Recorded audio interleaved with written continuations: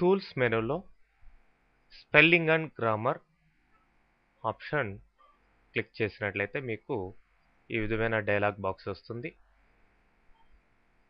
మరి దీని ద్వారా ఈ మీ డాక్యుమెంట్లో టైప్ చేసి ఉన్న ఇన్ఫర్మేషన్ యొక్క స్పెల్ చెకింగు, అదేవిధంగా గ్రామర్ చెకింగు ఇవన్నీ కూడా జరుగుతాయి. చెక్ చేసిన తర్వాత ఏదైనా మార్పులు చేర్పులు ఉంటే వీటి ద్వారా చేసుకోవచ్చు. ఫర్ ఎగ్జాంపుల్ నేను ఇక్కడ కోర్స్ మీరు క్యాపిటల్ లెటర్లో టైప్ చేస్తే ఏది టైప్ చేసినా సరే స్పెల్లింగ్ అండ్ గ్రామర్ చెక్ చేయదు. సో జనరల్గా సెంటెన్స్ కేసులో టైప్ చేస్తే దిస్ ఈస్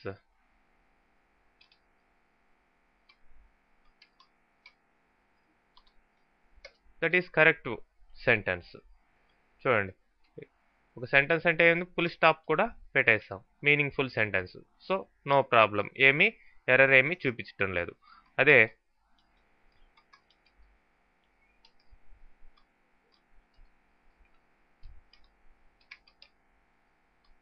ఇట్లా దిస్ ఆర్ డాక్యుమెంట్ అని టైప్ చేశాను. సో ఇది ఇక్కడ గ్రామర్ మిస్టేక్ అనమాట. దిస్ ఈజ్ డాక్యుమెంట్ అని ఉండాలి, లేదంటే దీస్ ఆర్ అని కానీ ఉండాలి. కాబట్టి ఆ గ్రామర్ మిస్టేక్ని ఇట్లా గ్రీన్ లైన్ తోటి అండర్లైన్ చేసి చూపిస్తుంది. అదే స్పెల్లింగ్ మిస్టేక్ అనుకోండి,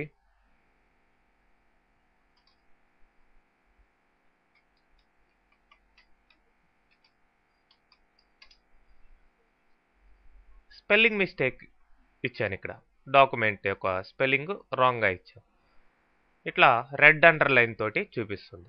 గ్రామర్ మిస్టేక్ అయితే ఏమో గ్రీన్ అండర్లైను, అదేవిధంగా ఈ స్పెల్లింగ్ మిస్టేక్ అయితేనేమో రెడ్ అండర్లైన్ చూపిస్తుంది. మీరు ఆ ఏరియాకి మౌస్ యొక్క యారో కీని తీసుకెళ్ళి రైట్ క్లిక్ చేస్తే, రైట్ మౌస్ బటన్ క్లిక్ చేస్తే ఇప్పుడు సజెషన్స్ వస్తాయి, దిస్ ఈజ్, దీస్ ఆర్ అని. మీరు ఏది కావాలంటే అది క్లిక్ చేస్తే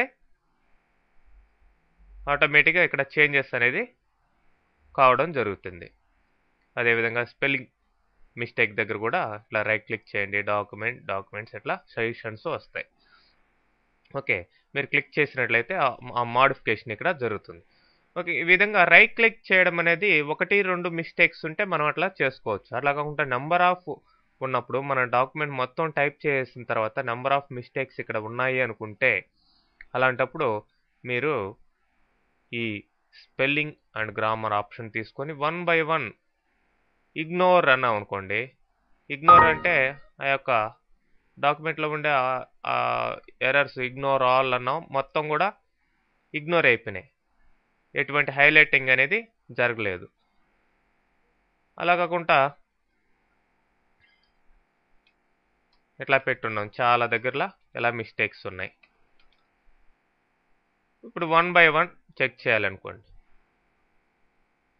ఫస్ట్ డాక్యుమెంట్స్ తోటి రీప్లేస్ చేయాలి, చేంజ్.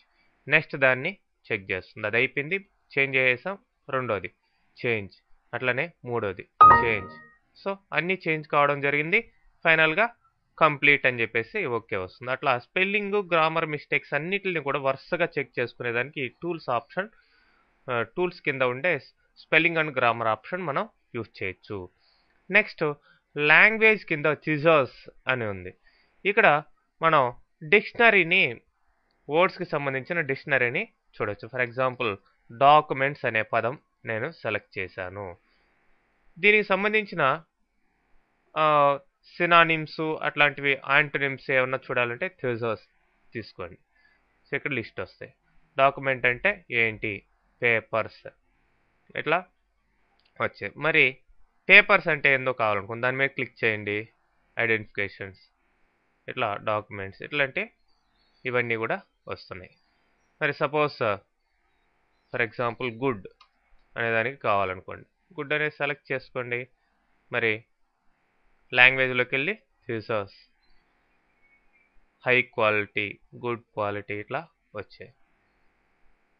అడ్జెక్టివ్స్ మొత్తం కింద దాకా వస్తాయి. బ్యాడ్ అనేది యాంటోనిమ్, ఇట్లా లిస్ట్ వస్తాయి. మీరు కరస్పాండింగ్ వర్డ్ తోటి కూడా మీరు రీప్లేస్ చేసుకోవచ్చు. ఓకే.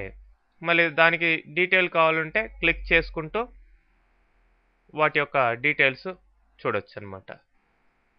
సపోజ్ అన్‌మ్యాచ్డ్ అనే దానికి మళ్ళీ సుప్రీం అనే దానికి మళ్ళీ కావాలనుకుంటే దాని మీద క్లిక్ చేయండి. దాని యొక్క డీటెయిల్స్ మళ్ళీ వస్తాయి. ఈ విధంగా డిక్షనరీలో మనం ఎలా చూస్తామో ఆ విధంగా చూసి మనం ఇక్కడ రీప్లేస్ చేసుకునే దానికి అవకాశం ఉంటుంది. నెక్స్ట్ వర్డ్ కౌంట్ ఆప్షన్ ఉంది. వర్డ్ కౌంట్ ఆప్షన్ ద్వారా మీరు ఎన్ని పేజెస్ ఉన్నాయి, ఎన్ని వర్డ్స్ ఉన్నాయి, ఎన్ని క్యారెక్టర్స్ ఉన్నాయి, ఇవన్నీ కూడా లిస్ట్ మీరు చూడొచ్చు. ఫైనల్గా క్లోజ్ అనండి. అట్లానే next track changes. Track changes option దేనికి యూజ్ అవుతుందంటే, మీ డాక్యుమెంట్ ఆల్రెడీ సపోజ్ ఇది ఆల్రెడీ ప్రిపేర్ చేస్తున్నా, దీన్ని సేవ్ కూడా చేస్తున్నాను. ఓకే, ఏబీసీ అనే నేమ్ తోటి సేవ్ చేస్తున్నా. ఏబీసీ ఆల్రెడీ ఓపెన్డా, సరే రాజు అనే నేమ్ తోటి సేవ్ చేస్తున్నా. సో ఇప్పుడు ఈ డాక్యుమెంట్ ఆల్రెడీ ప్రిపేర్ అయి ఉంది. మరి దీంట్లో ఇప్పుడు మాడిఫికేషన్స్ చేయాలి. మాడిఫికేషన్స్ చేయాలి అంటే కొన్ని ఇన్సర్ట్ చేయాలి, కొన్ని కొత్తగా టైప్ చేయాలి, కొన్ని ఉన్నటివి తీసేయాలి అనుకుందాం.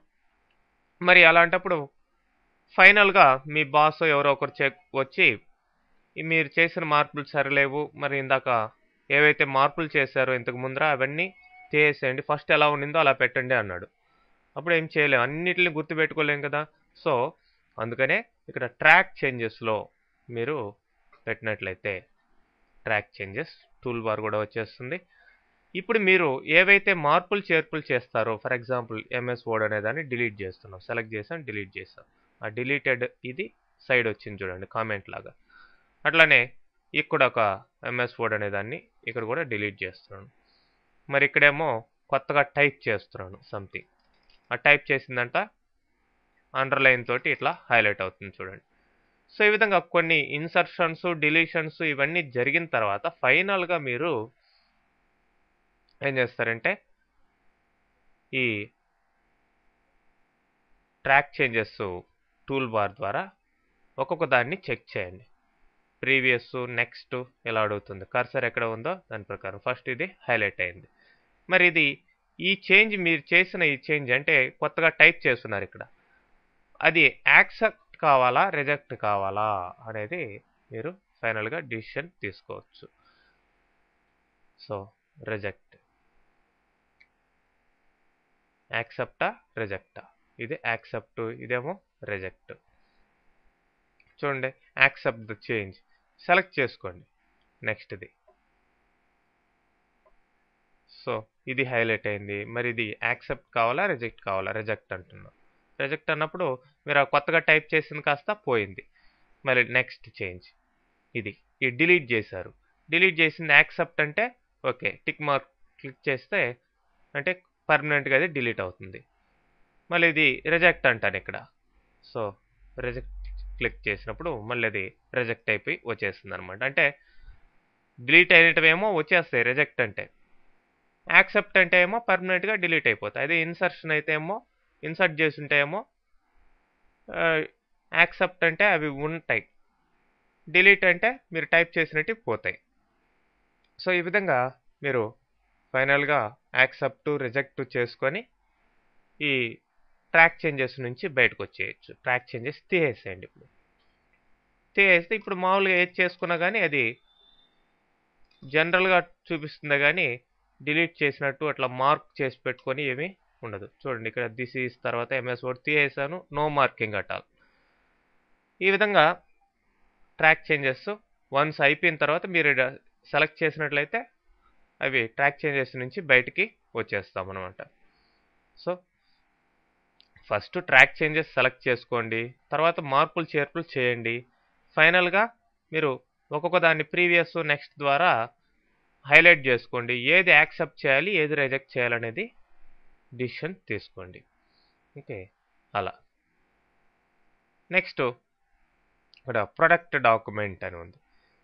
ఈ ప్రొడక్ట్ డాక్యుమెంట్ తీసుకున్న తర్వాత చూడండి, రిస్ట్రిక్షన్స్ ఇవ్వచ్చు. Formatting restrictions, limit formatting to a selection of styles అని ఉంది.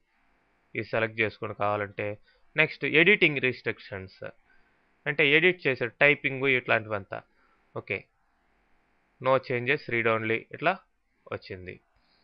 సో ఈ విధంగా మీకు ఏ రిస్ట్రిక్షన్ కావాలో దాన్ని పెట్టుకొని నెక్స్ట్ ఏ యూజర్స్ ఇవి చేయొచ్చు అనేది పెట్టుకొని